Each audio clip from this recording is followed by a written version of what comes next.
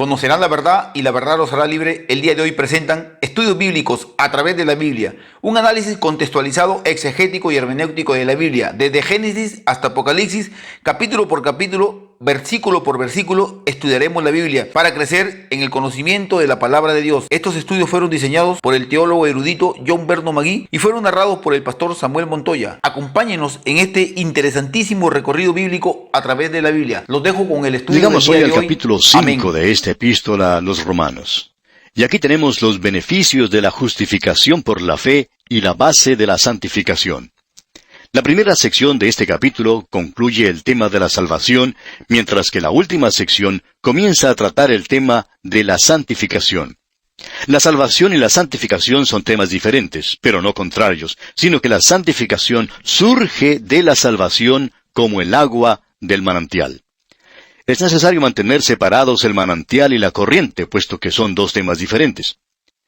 Bueno, como dijimos entonces, es en la primera división de este capítulo 5 que el apóstol Pablo concluye el tema de la salvación o de la justificación por la fe, lo cual fue presentado por primera vez allá en el capítulo 3 de esta epístola, versículo 21. Y Pablo trata ahora el tema del futuro de la justificación por la fe. Este es un sistema maravilloso, como Pablo ya nos lo ha mostrado, pero ¿es final o es inestable?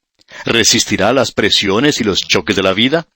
¿Tendrá el mismo valor después de pasar por el crisol de la prueba y la dificultad? ¿Habrá seguridad en tal sistema? Y Pablo contesta a estas preguntas en la primera sección de este capítulo 5 de su epístola a los Romanos.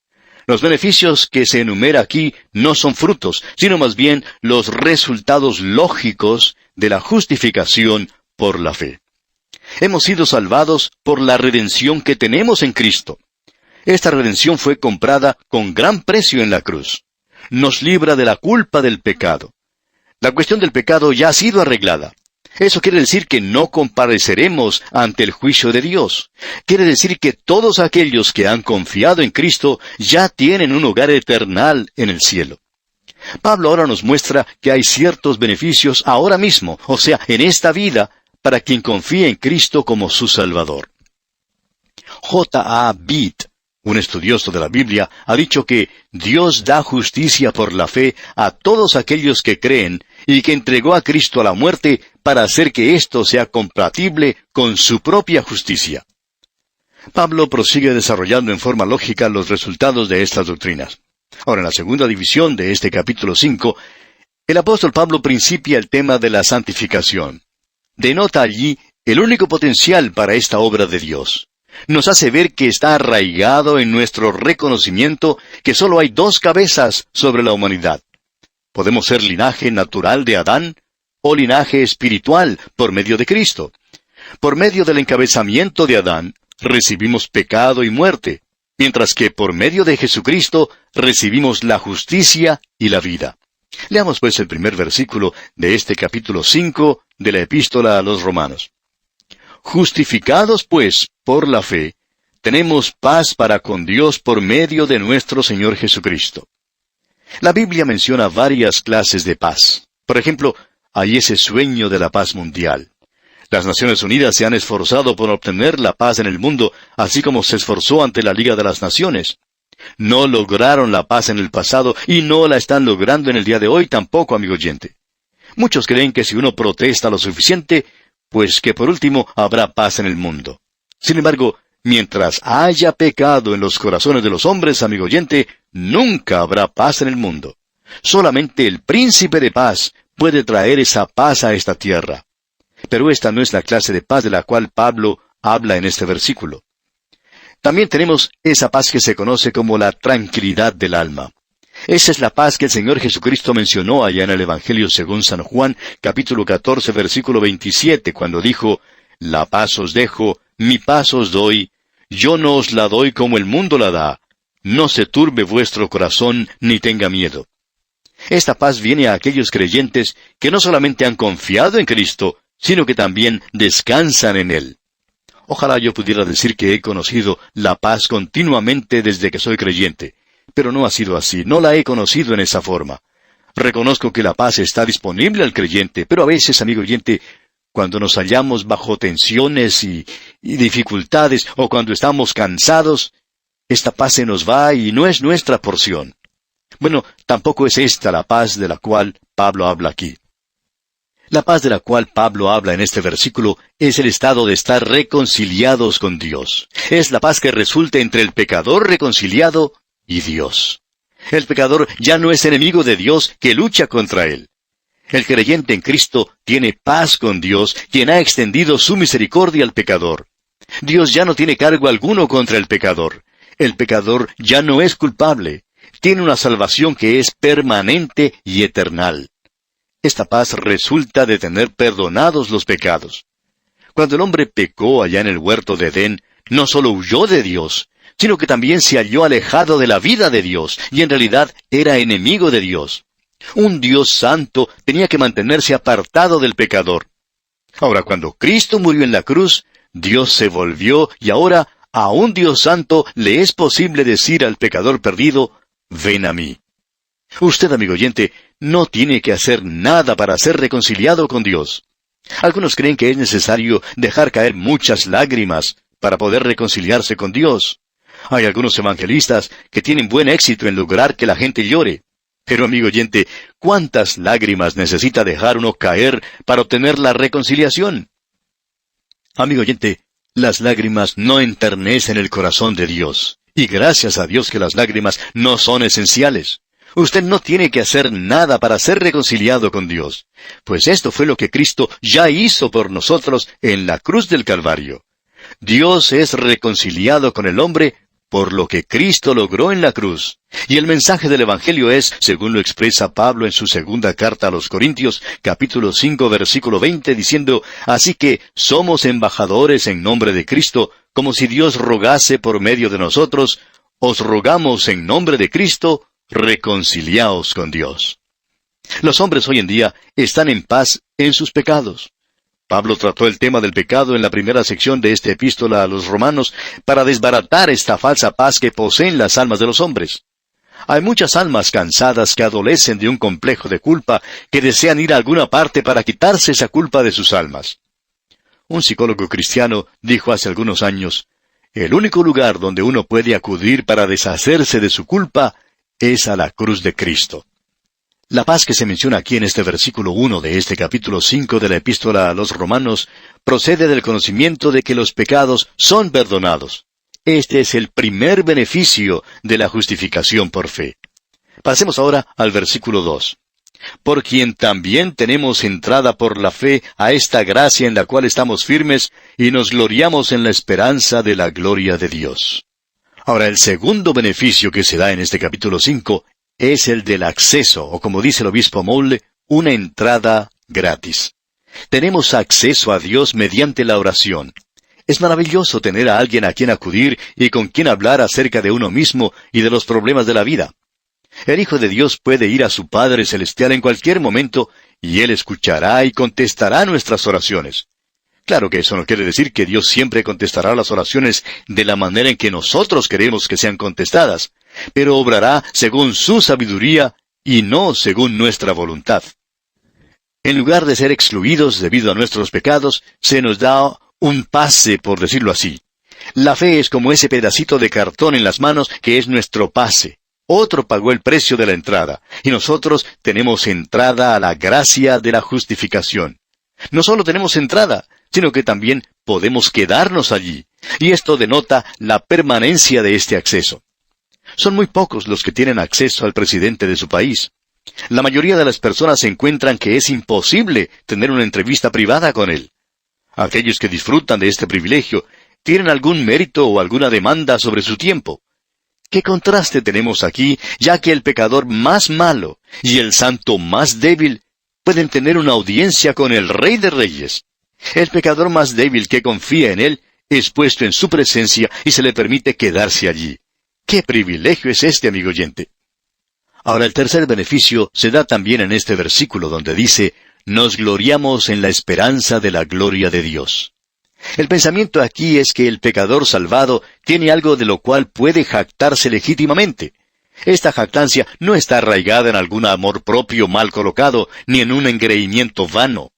La esperanza Es una verdad objetiva, y definitivamente se refiere a la única esperanza del cristiano. Pablo le dijo al joven predicador que se llamaba Tito, allá en el capítulo 2 de su carta, versículo 13, aguardando la esperanza bienaventurada y la manifestación gloriosa de nuestro gran Dios y Salvador Jesucristo. El Hijo de Dios tiene una esperanza, tiene un futuro, tiene algo que esperar, que anticipar en los años venideros. Vivimos en tiempos cuando el hombre tiene todo tipo de cosa imaginable. El hombre vive en una sociedad afluente y tiene todas las comodidades de la vida. Lo interesante, sin embargo, es que no tiene ningún futuro.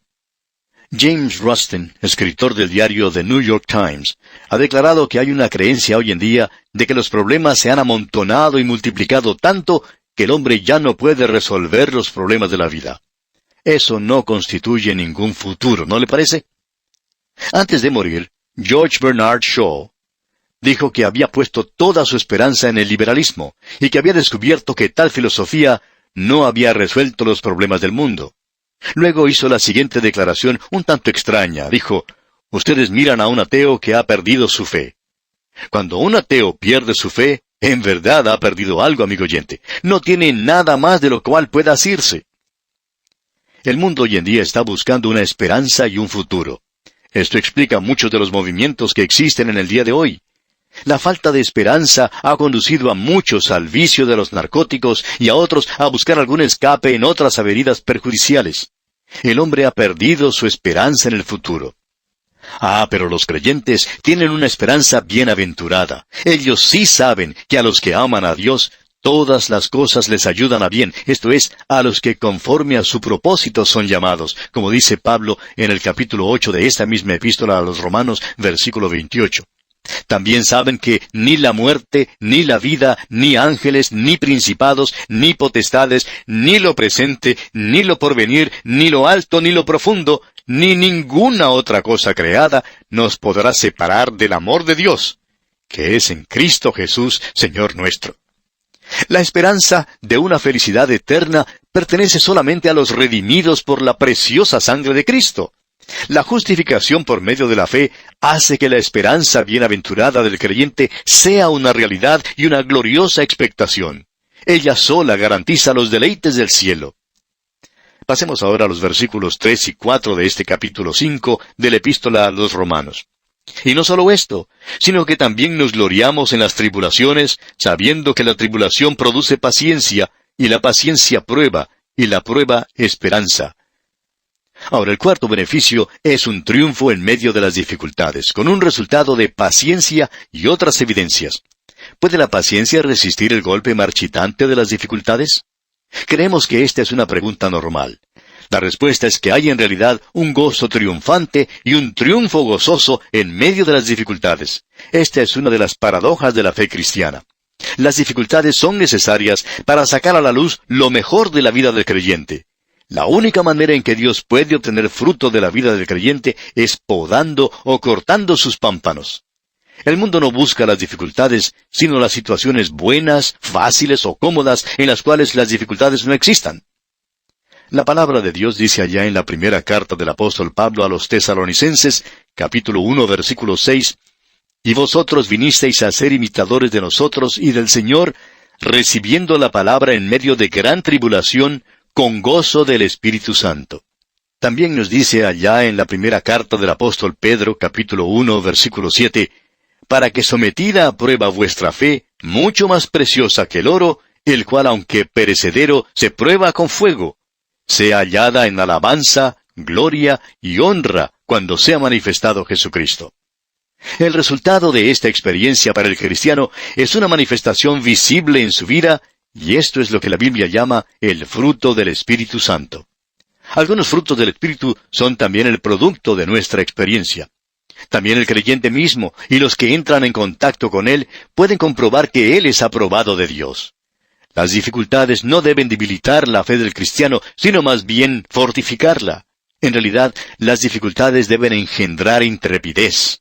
El resultado final es esperanza, lo cual significa un optimismo sobreabundante en cuanto a la vida. Y ahora en el versículo 5 tenemos el quinto beneficio. Dice, «Y la esperanza no avergüenza, porque el amor de Dios ha sido derramado en nuestros corazones por el Espíritu Santo que nos fue dado. El quinto beneficio es el amor de Dios, lo que quiere decir el amor de Dios se ha manifestado para con nosotros, como los versículos siguientes lo comprueban. Este versículo no está hablando en cuanto a nuestro amor para con Dios, sino del amor de Dios para con nosotros. Pablo dice que esta esperanza nunca nos defraudará ni nos traicionará y tampoco nos causará vergüenza, porque en el mismo tiempo de la persecución el amor de Dios nos es manifestado por medio del Espíritu Santo. Ahora esta es la primera referencia al ministerio del Espíritu Santo y solo se menciona brevemente en este versículo. No llegamos a ninguna explicación acerca del ministerio del Espíritu Santo, sino hasta el capítulo 8 de esta epístola a los Romanos, donde se menciona muchas veces. Pero aquí quisiéramos dirigir su atención al hecho de que se establece con toda claridad en este versículo que el Espíritu Santo es dado a todo creyente y no solamente a algunos pocos. El Espíritu Santo confirma en forma viviente la realidad del amor de Dios en el corazón de cada creyente. Esto es amor de Dios para con nosotros y no nuestro amor para con Dios. Mucho necesitamos estar conscientes del hecho de que Dios nos ama. Cuando somos probados severamente, el recordar este hecho nos da estabilidad y felicidad interior. Este es el amor de Dios para con nosotros, que solo el Espíritu Santo nos puede hacer comprender y ver en Cristo. El apóstol Juan, en su primera carta, capítulo 4, versículo 10, dice: «En esto consiste el amor, no en que nosotros hayamos amado a Dios, sino en que Él nos amó a nosotros y envió a su Hijo en propiciación por nuestros pecados». Ahora, el sexto beneficio, el cual también se encuentra en este versículo 5, es el hecho de que el Espíritu Santo es dado a cada creyente, como ya hemos mencionado. La obra del Espíritu Santo que mora en cada creyente es su obra particular en esta edad de la gracia. Allá en el Evangelio según San Juan, capítulo 14, versículo 17, leemos: «El Espíritu de verdad, al cual el mundo no puede recibir porque no le ve ni le conoce, pero vosotros le conocéis, porque mora con vosotros y estará en vosotros». Pasemos ahora al versículo 6 en nuestro estudio de este capítulo 5 de la epístola a los Romanos. «Porque Cristo, cuando aún éramos débiles, a su tiempo murió por los impíos». Ahora fíjese usted que Cristo murió por los impíos. Dios reveló su amor en la cruz. Cristo no murió por los hombres y mujeres, muchachos y muchachas buenos. Murió por los impíos. Murió por aquellos que eran sus enemigos y por aquellos que le aborrecieron. Sin embargo, Cristo no nos salvó solamente por su amor. Amigo oyente, Dios es más que amor. Él es santo, es justo. No puede abrir la puerta de atrás del cielo para dejar entrar a los pecadores bajo alguna cubierta de oscuridad. No puede dejar entrar al cielo a pecadores simplemente en la base de su amor. Dios tuvo que hacer algo en cuanto a la culpa del pecador. Es necesario el juicio del pecado. Dios sí nos ama. Es malo decir a los niños: si haces esto de nuevo, Pepito, o si eres malo, Pepito, Dios no te amará. Amigo oyente, Dios amará a Pepito no importa lo que haga. No hay nada que podamos hacer que pueda impedir que Dios nos ame.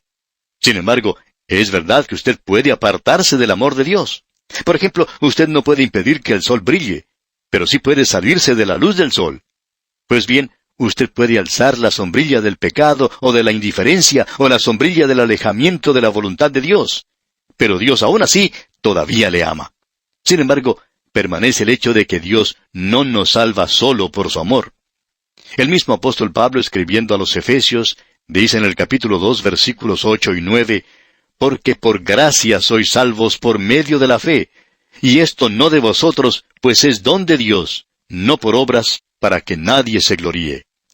Amigo oyente, Dios nos salva por gracia, más bien que por su amor. Ahora fíjese usted en lo que el amor de Dios logró. El Señor Jesucristo dijo allá en el Evangelio según San Juan, capítulo 3, versículo 16, «Porque de tal manera amó Dios al mundo, que ha dado a su Hijo unigénito, para que todo aquel que en Él cree no se pierda, mas tenga vida eterna». Dios demostró su amor por la humanidad, amigo oyente, dando a su Hijo para que muriera en la cruz. La muerte de Cristo pagó la deuda de la culpa suya y de la culpa mía, y permitió que un Dios santo salvara a cualquiera que acudiera a Él creyendo. Es necesario llegar por el camino indicado por Dios. No podemos llegar al Padre por nuestro propio camino, sino por el camino que Él ha provisto mediante Jesucristo. Este es el universo de Dios y es Él quien dicta los reglamentos. Considere usted las palabras de Jesús cuando Él dijo allá en el capítulo 14 del Evangelio según San Juan, versículo 6, «Yo soy el camino y la verdad y la vida. Nadie viene al Padre sino por mí». Este versículo muestra la completa bancarrota de la raza humana sin valores espirituales o morales, sin una capacidad para entrar en contacto con Dios y su impotencia para hacer lo bueno. Cristo no vivió por los impíos, sino que murió por ellos. No murió por los piadosos, sino por los impíos. En cambio, no pidió nada. Esta es la maravillosa gracia de Dios, amigo oyente. Ahora el versículo 7 dice, «Ciertamente apenas morirá alguno por un justo. Con todo, pudiera ser que alguno osara morir por el bueno». ¿Conoce usted, amigo oyente, a alguien que esté dispuesto a morir por usted? Pablo está diciendo que nadie ama lo suficiente a un justo como para morir por él. En cambio, es posible imaginarse que un hombre bueno, que sea generoso y amistoso, engendre tal grado de buena voluntad de parte de algunos, que estén dispuestos hasta morir por él. Los impíos no caen bajo ninguna de estas dos clasificaciones. El amor de Dios, en cambio, fue lo suficientemente profundo como para morir por aquellos que son impíos, y el amor no puede hacer más que eso. El buen joven que rescató a un borracho que estaba a punto de ahogarse y que en el proceso perdió su propia vida, ocasionó el siguiente comentario. «Qué lástima que tal joven bueno diera su vida por un borrachín tan despreciable». Ahora, esto no es nada, amigo oyente, comparado con el sacrificio de Cristo por los pecadores. Dios nos amó lo suficiente como para enviar a su propio Hijo a morir por nosotros. Y si fuera necesario, y no lo es, Cristo aparecería ahora mismo para morir nuevamente por usted. Tanta es la magnitud del amor de Dios por usted, amigo oyente. Y aquí, amigo oyente, vamos a detenernos por hoy porque nuestro tiempo ya ha tocado a su fin. Continuaremos la consideración de este capítulo 5 de la Epístola a los Romanos, Dios mediante, en nuestro próximo programa. Será pues, hasta entonces, que Dios le bendiga ricamente. Continuamos hoy considerando los beneficios de la justificación por la fe en este capítulo 5 de la Epístola del apóstol Pablo a los Romanos. Y continuamos hoy leyendo el versículo 8 que dice, «Mas Dios muestra su amor para con nosotros, en que siendo aún pecadores, Cristo murió por nosotros». El hombre no tiene nada que ofrecer a cambio de la muerte de Jesucristo. Es una pobre criatura débil, quebrantada y un gran pecador. Dios reveló su amor por medio de la muerte de Jesucristo. La culpa del pecado ha sido quitada por medio de la muerte de Cristo, y Dios ahora puede extender sus brazos y salvarnos por medio de su gracia. Y el versículo 9 de este capítulo 5 de la Epístola a los Romanos dice, «Pues mucho más, estando ya justificados en su sangre, por él seremos salvos de la ira». Y en este versículo, el apóstol Pablo presenta el séptimo beneficio de la justificación.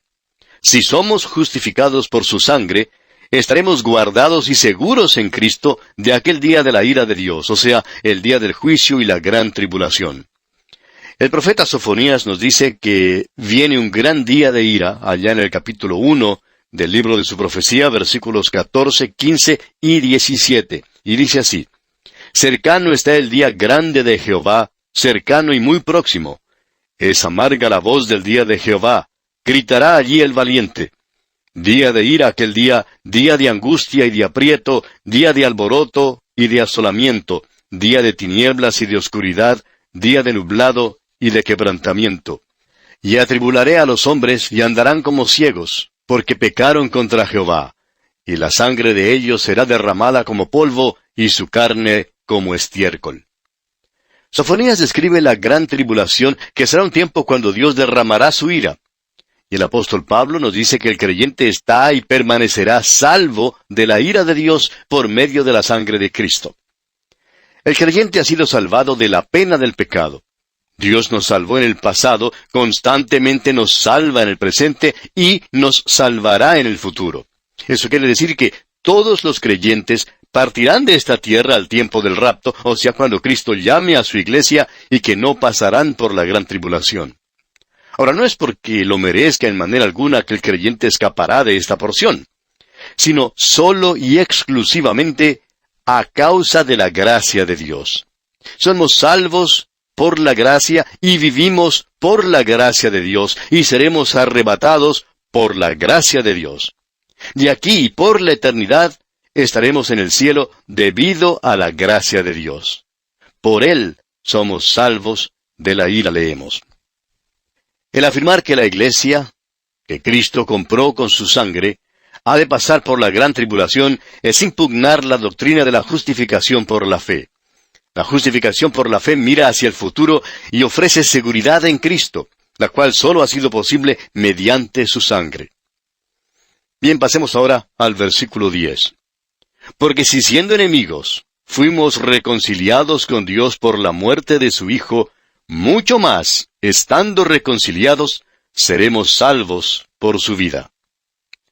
El pensamiento aquí es que, si mientras en realidad éramos enemigos, Dios estuvo dispuesto a dar a su Hijo para morir por nosotros, ahora que hemos sido traídos a un lugar de aceptación y hemos sido puestos en Cristo, entonces Él está mucho más propenso, mucho más dispuesto a guardarnos seguros. Cristo vive ahora para guardar a los suyos. Jesucristo murió acá para salvarnos y vive allá en el cielo para mantenernos seguros en la salvación y vida eterna. Este es el mensaje de la carta a los Hebreos. Dice allá en el capítulo 7 de aquella carta, versículo 25, por lo cual puede también salvar perpetuamente a los que por Él se acercan a Dios, viviendo siempre para interceder por ellos. Si Dios me salvó a mí, siendo yo pecador, impío y enemigo de Él, ahora que soy su amigo, me mantendrá salvo. Y el versículo 11 de este capítulo 5 de la epístola a los Romanos dice, y no solo esto, sino que también nos gloriamos en Dios, por el Señor nuestro Jesucristo, por quien hemos recibido ahora la reconciliación. Y este es el octavo y final beneficio de la justificación. Es una de las declaraciones más maravillosas en la Escritura.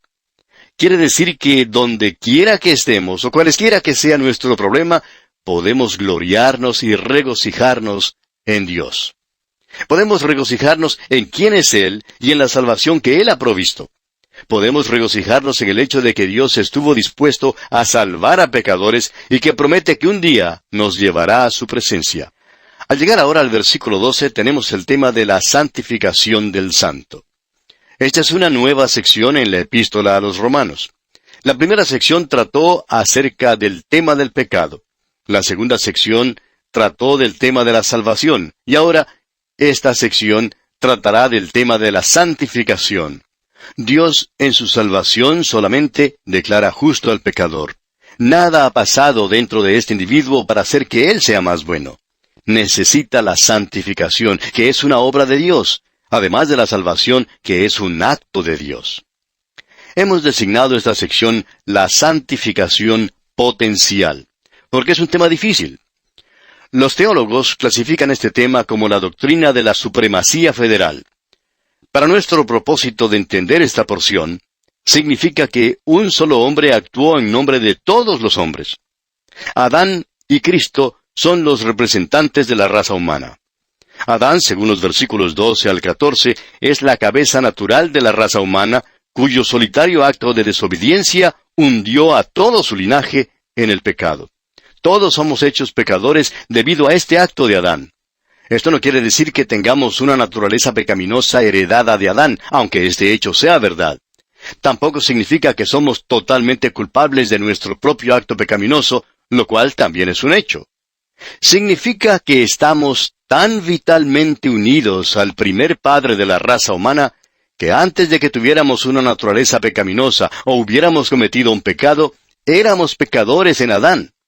El pecado de Adán nos fue imputado.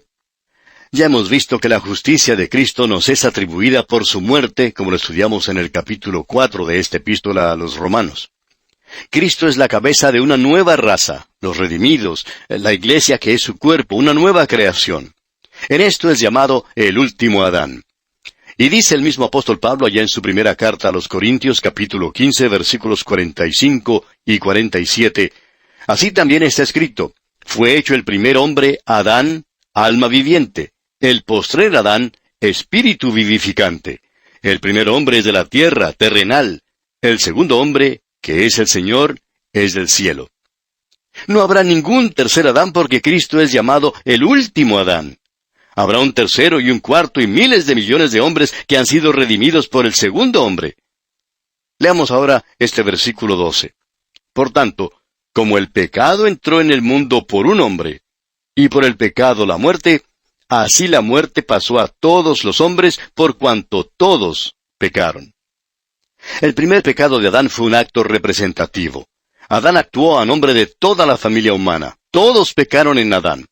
La evidencia de todo esto es obvia, como Pablo declara en su primera carta a los Corintios capítulo 15, versículos 21 y 22, diciendo, porque por cuanto la muerte entró por un hombre, también por un hombre la resurrección de los muertos. Porque así como en Adán todos mueren, también en Cristo todos serán vivificados. El bebé muere aunque no ha cometido un pecado porque él o ella está en Adán.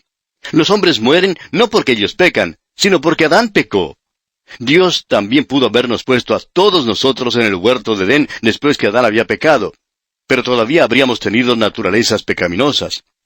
¿Y cree usted, amigo oyente, que usted, por ejemplo, pudiera haberse portado mejor en el huerto de Edén teniendo una naturaleza pecaminosa que lo que Adán se portó sin tenerla? Creemos que no. El pecado de Adán nos fue imputado de la misma manera en que la justicia de Cristo nos es imputada por su muerte en la cruz. Cristo es la cabeza de una nueva raza, una nueva creación, la cual es la Iglesia y su cuerpo. El único fundamento de la Iglesia es Jesucristo, su Señor. Ella es su nueva creación por agua y por sangre. Esto es lo que dice Pablo en su primera carta a los Corintios capítulo 15, versículos 45 y 47, como ya mencionamos. Dice Pablo, así también está escrito, fue hecho el primer hombre, Adán, alma viviente. El postrer Adán, espíritu vivificante. El primer hombre es de la tierra, terrenal. El segundo hombre, que es el Señor, es del cielo. Ahora, al estudiar esta sección, fíjese usted en la expresión mucho más, pues tiene un significado muy importante. Pablo nos dice que tenemos mucho más en Cristo que lo que jamás pudiéramos tener en Adán. Esta expresión mucho más apareció primero allá en el versículo 9 de este capítulo 5, donde leemos, pues mucho más, estando ya justificados en su sangre, por él seremos salvos de la ira. Y luego en el versículo 10 también vemos esa expresión, dice, porque si siendo enemigos fuimos reconciliados con Dios por la muerte de su Hijo, mucho más, estando reconciliados, seremos salvos por su vida. Y luego aquí en el versículo 13 dice, pues antes de la ley había pecado en el mundo, pero donde no hay ley, no se inculpa de pecado. Pues antes de la ley, es decir, desde Adán hasta Moisés, había pecado en el mundo, pero el pecado no se imputa donde no hay ley. Esta es una declaración asombrosa, amigo oyente. Había pecado en el mundo, desde Adán hasta Moisés, pero no era considerado como una transgresión de la ley, sino como una rebelión contra Dios. Durante este período, el pecado no fue imputado al pecador. Y esto quizá explica el por qué Dios no exigió la pena de muerte de Caín por el asesinato de su hermano Abel. Los pecados de los hijos de Caín evidentemente no les fueron imputados, según indica la Escritura, allá en Génesis capítulo 4, versículos 23 y 24, donde leemos, y dijo Lamec a sus mujeres, Ada y Sila, oíd mi voz. Mujeres de Lamec, escuchad mi dicho, que un varón mataré por mi herida y un joven por mi golpe. Si 7 veces será vengado Caín, Lamec en verdad 70 veces 7 lo será. Aquella generación fue destruida en el diluvio porque estaba saturada de pecado. Los de esa generación eran incorregibles e incurables. Dios vio la perversidad extrema de los hombres y actuó en conformidad a lo que vio. Dice allá en el capítulo 6 del libro de Génesis, versículo 5, y vio Jehová que la maldad de los hombres era mucha en la tierra, y que todo designio de los pensamientos del corazón de ellos era de continuo solamente el mal. Su modo de pensar estaba contaminado, y estaban entregados completamente a la maldad. Pero no eran transgresores de la ley debido a que no había ley. Fueron juzgados porque eran pecadores. Pertenecemos a una raza perdida y necesitamos ser redimidos. Ahora alguien dirá, creo que Dios está obligado a salvar a todos. Amigo oyente, Dios no está obligado a salvarnos de ninguna manera. Los hombres no quieren ser salvos. Los hombres están alejados de Dios y esta es una verdad que para los hombres es difícil de aceptar. Al hombre le gusta creer que es maravilloso, pero los hombres necesitan ser redimidos. Y leemos ahora en el versículo 14, no obstante, reinó la muerte desde Adán hasta Moisés, aun en los que no pecaron a la manera de la transgresión de Adán, el cual es figura del que había de venir. En este versículo Pablo personifica la muerte como personifica el pecado en los dos versículos anteriores para darle mayor énfasis. El pecado y la muerte entraron en el mundo al mismo tiempo. La muerte es el resultado del pecado.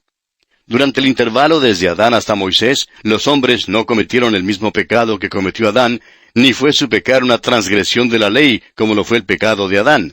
Sin embargo, el pecado de Adán llegó a ser el pecado de ellos, porque ellos murieron como murió Adán. Aún los bebés murieron en el diluvio. La muerte, como es usada en este versículo, es evidentemente en un sentido total, o sea, que afecta todos los aspectos de la vida. La muerte es usada con un significado triple en las Escrituras. Primero, la muerte física. Esta se refiere solamente al cuerpo. Llega al hombre a causa del pecado de Adán. El segundo significado es la muerte espiritual, o sea, la separación de Dios y una rebelión contra Dios. Heredamos esta naturaleza muerta de Adán. Y en tercer lugar, la muerte eterna, o sea, la separación eterna de Dios. Y a menos que el hombre sea redimido, esta sigue inevitablemente. Ahora aquí se declara definitivamente a Adán como un tipo de Cristo. La muerte está a la puerta de Adán como la responsabilidad total de él. Dios no creó al hombre para morir. Fue una pena que le fue impuesta debido a que Adán transgredió el mandato de Dios. La transgresión de él es la transgresión nuestra, y su muerte es la muerte nuestra. Así también Cristo es la cabeza de una nueva creación. Esta nueva creación tiene vida por medio de él. Cristo es totalmente responsable de su vida y felicidad eternas. Ahora, los versículos 15 al 17 de este capítulo 5 de la Epístola a los Romanos se consideran como una de las secciones más difíciles de entender en toda la Escritura. Leamos el versículo 15. Pero el don no fue como la transgresión, porque si por la transgresión de aquel uno murieron los muchos, abundaron mucho más para los muchos la gracia y el don de Dios por la gracia de un hombre, Jesucristo. El énfasis y contraste aquí es entre aquel uno y los muchos que están en Adán, y aquel uno y los muchos que están en Cristo. Las palabras mucho más revelan que recibimos muchísimo más en Cristo que lo que perdimos en Adán. Hay una enorme superioridad en cuanto a la acción de Cristo comparada con la de Adán. También aquí hay una sugerencia de la certeza de la obra de Cristo. Es verdad que los cementerios todavía se llenan y los hombres todavía mueren, pero la fe mira las cosas que no se ven. El pensamiento aquí es que un solo hombre implicó en el pecado a una raza entera. Y en contraste a esto, un solo hombre trajo la justificación. Hay una comparación, pero hay también un contraste. Ahora el versículo 16 dice, y con el don no sucede como en el caso de aquel uno que pecó, porque ciertamente el juicio vino a causa de un solo pecado para condenación, pero el don vino a causa de muchas transgresiones para justificación. Declarado simplemente, este versículo quiere decir que el solitario pecado de Adán hizo muchos pecadores, pero que a los muchos pecadores se les ofrece el don de la justicia. Un don es lo que uno recibe sin ofrecer nada en cambio, ni aun una compensación. Un solo acto de transgresión hundió en el pecado a toda la raza humana. Pero por otra parte, un acto de obediencia, esto es, la muerte de Cristo en la cruz, hizo posible que los hombres fueran salvados. Ahora el versículo 17 de este capítulo 5 de la Epístola a los Romanos dice, pues si por la transgresión de uno solo reinó la muerte, mucho más reinarán en vida por uno solo, Jesucristo, los que reciben la abundancia de la gracia y del don de la justicia. Pablo presenta aquí dos reinos que son mutuamente exclusivos y opuestos entre sí. Los dos no pueden prevalecer. Pablo ha declarado previamente que la muerte, allá en el versículo 14, reina como rey. La muerte llegó al trono por un solo hombre que cometió una sola ofensa. Adán cometió otros pecados después de la caída, pero solamente el pecado original, aquel primer acto, fue el que implicó a la raza humana. Luego, Pablo hace uso de la expresión mucho más por cuarta y última vez en este capítulo. Presenta otro reino que es superior al reino de la muerte. Es el reino de la vida, por contraste. Es ofrecido a los súbditos del reino de la muerte por la superabundancia de la gracia. No envuelve ninguna restricción ni capacidad. Los hombres solamente deben recibirla. Es el don de la justicia. El rey del reino de la vida es el Señor Jesucristo. El don viene por medio de Él. Algunos hombres abandonan su país o reino como refugiados o asilados políticos, y en muchos casos cuentan de sufrimientos, esclavitud y hasta muerte. Abandonan su propio país o reino para poder llegar a otro reino o país que les ofrezca libertad y vida. En muchos casos han tenido que correr grandes riesgos al tratar de escapar. Así también hay muchos hombres que están en el reino de la muerte y necesitan escapar. Pero Dios les ofrece un nuevo reino a quienes están en el reino de la muerte. Ahora no tienen que escaparse, porque Él provee el pasaporte y la visa que les dará la entrada al reino de la vida eterna. Pasemos ahora al versículo 18. Así que, como por la transgresión de uno vino la condenación a todos los hombres, de la misma manera, por la justicia de uno, vino a todos los hombres la justificación de vida. Tenemos aquí declarado el principio fundamental de la imputación del pecado y de la imputación de la justicia. Esta es la doctrina de la supremacía federal de la raza en Adán y en Cristo. Dios sabía lo que la raza humana haría en Adán y por tanto Él proveyó, aún en aquel entonces, una nueva cabeza, a fin de que pudiera declarar justos a los pecadores perdidos, los cuales no tienen ninguna justicia propia. Cristo fue, como dice allá en Apocalipsis capítulo 13, versículo 8, el Cordero que fue inmolado desde el principio del mundo. También Génesis capítulo 3, versículo 15, establece sin lugar a dudas que Dios le prometió a Adán y a Eva la venida de Jesucristo. Y ahora el versículo 19 de este capítulo 5 de la Epístola a los Romanos dice, porque así como por la desobediencia de un hombre los muchos fueron constituidos pecadores, así también por la obediencia de uno, los muchos serán constituidos justos. En este versículo, Pablo resume su argumento sobre la supremacía federal. El solo acto de desobediencia de Adán hizo pecadores a todos, no teniendo nosotros solamente una naturaleza pecaminosa, sino también siendo culpables del acto de pecado. La palabra aquí para desobediencia sugiere un descuido de escuchar a Dios, lo cual fue el principio del pecado de Adán. Él dudó antes de desobedecer. La obediencia de Cristo no solamente incluyó su muerte en la cruz, sino también su santa vida de obediencia a la voluntad del Padre. Cristo dijo allá en el Evangelio según San Juan, capítulo 6, versículo 38, porque he descendido del cielo no para hacer mi voluntad, sino la voluntad del que me envió. Sin embargo, fue su muerte en la cruz y su resurrección lo que hace posible que Dios declare justo al pecador que cree en Él. Cristo es nuestra justicia. Adán es nuestro pecado y muerte. El pecador que oye y se somete obedientemente a la voz de Cristo recibe una declaración de justicia librándole de condenación.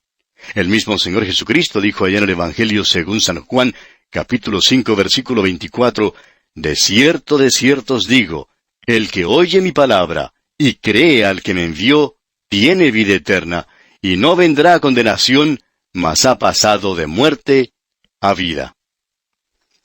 Y aquí nos detenemos por hoy, amigo oyente, porque se nos acabó el tiempo. Será pues hasta nuestro próximo programa. Que la bendición del Señor sea con usted en todo tiempo. Continuamos hoy estudiando el capítulo 5 de la Epístola del Apóstol San Pablo a los Romanos. Y en nuestro programa anterior estábamos hablando de la justicia de Cristo contra el delito de Adán.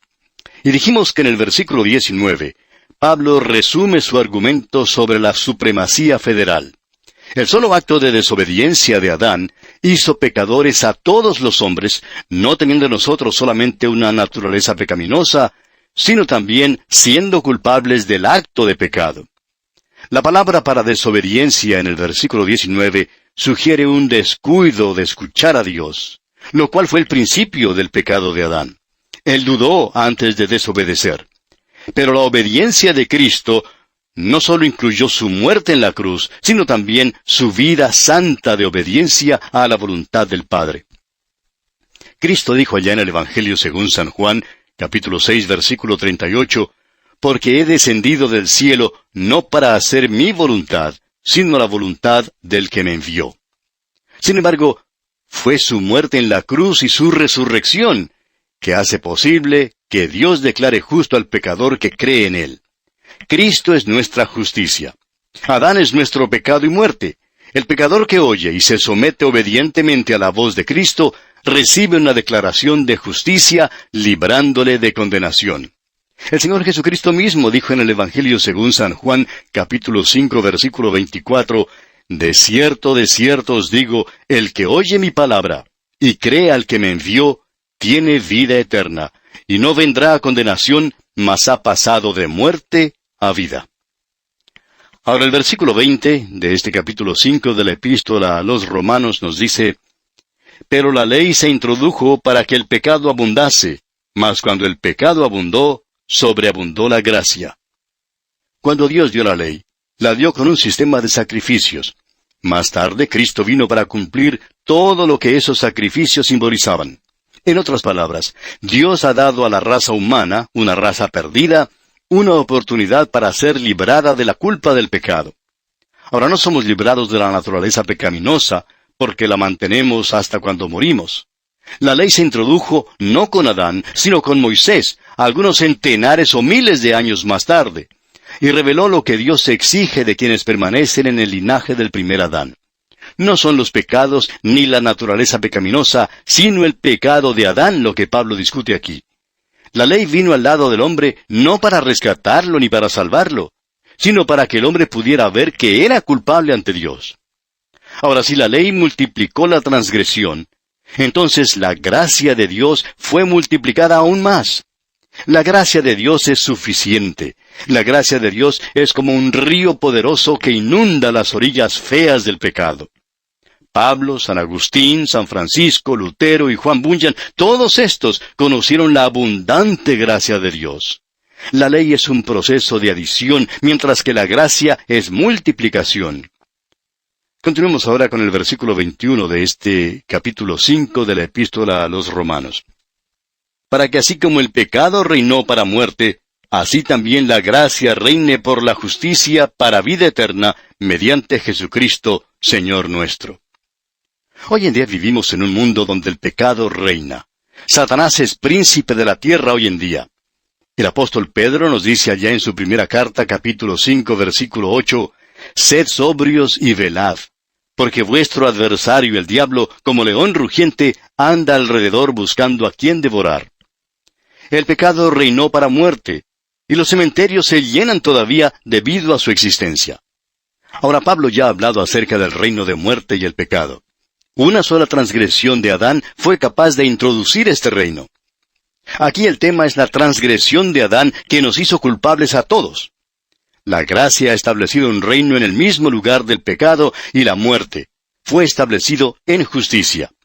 Las demandas de la justicia de Dios han sido satisfechas completamente en la muerte de Cristo. El reino se ha establecido completa y firmemente en la cruz de Cristo. El pecador que cree ahora tiene vida eterna por medio de su unión con el último Adán, o sea, el Salvador resucitado y glorificado. Y esto hace posible la santificación del pecador salvado, la cual es el tema del próximo capítulo. Y permítanos recalcar una vez más, amigo oyente, que lo que se trata aquí es la condenación en Adán y la justificación en Cristo. Necesitamos ser explícitos porque hasta aquí el limpiamiento del corazón del pecador no ha sido el tema.